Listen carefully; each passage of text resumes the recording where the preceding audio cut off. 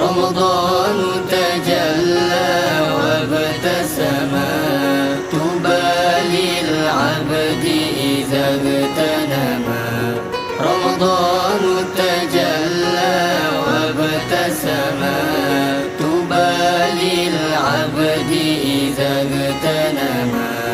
أرضى مولاه بما التزم.